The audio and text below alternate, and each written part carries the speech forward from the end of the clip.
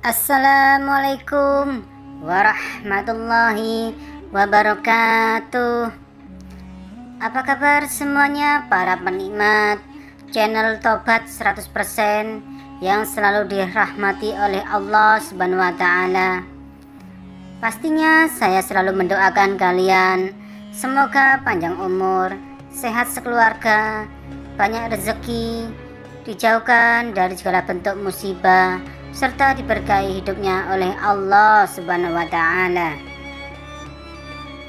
Kali ini saya akan memberikan sebuah tuntunan atau ajaran mengenai 7 amalan yang pahalanya terus mengalir sampai hari kiamat. Sebelum saya menjelaskannya, alangkah baiknya kalian terlebih dahulu dukung channel Tobat 100% ini agar tidak ketinggalan mengenai amalan-amalan, zikir, wirid, serta doa lainnya dengan cara tekan tombol seperti berikut ini.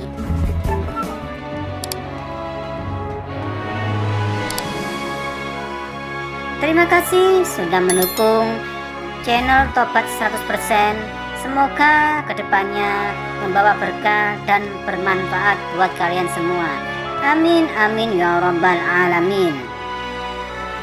Salah satu nikmat Allah yang paling besar adalah nikmat iman dan terbukanya pintu-pintu kebaikan untuk melakukan amalan yang pahalanya akan terus mengalir sampai hari kiamat, meskipun seseorang telah meninggal dunia.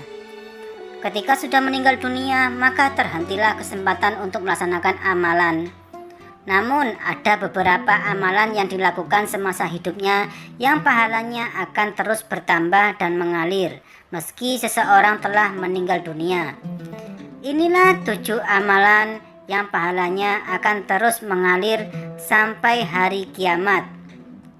Nabi SAW menyebutkan 7 amalan yang akan tetap mengalir pahalanya meskipun seorang hamba sudah berada di alam kubur setelah kematian menjemputnya.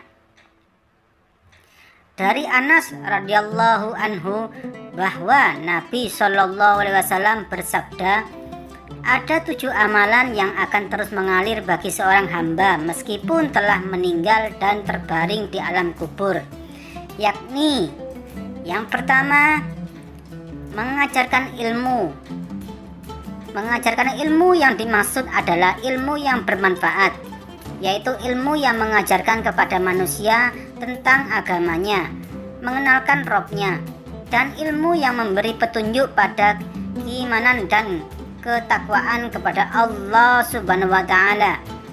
Ilmu yang mengajarkan mana yang hak dan mana yang batil, dan mengajarkan perkara yang halal dan haram. Seperti ilmu yang diajarkan oleh para alim ulama, mengajarinya mengaji, membaca Al-Quran, mengajarkan tata cara sholat, mengajari yang tadinya bodoh jadi pintar. Maka jika di antara mereka meninggal dunia, maka ilmunya akan tetap ada karena diwariskan kepada umat manusia, serta ucapan dan tulisannya akan tetap beredar di antara manusia yang hidup sepeninggal mereka. Dan selanjutnya, dari amalannya tersebut, maka pahalanya akan terus mengalir sampai hari kiamat. Karena meski telah meninggal, tapi kitab ajarannya masih terus diamalkan dan diajarkan ke generasi berikutnya, maka pahalanya pun akan terus mengalir. Dan yang kedua, mengalirkan air. Amalan yang pahalanya akan terus mengalir sampai hari kiamat yaitu mengalirkan air dari mata air atau sungai agar air itu sampai ke tempat-tempat penduduk dan pesawahan, sehingga air itu bisa dimanfaatkan untuk menyiram tanaman dan memberi minum hewan.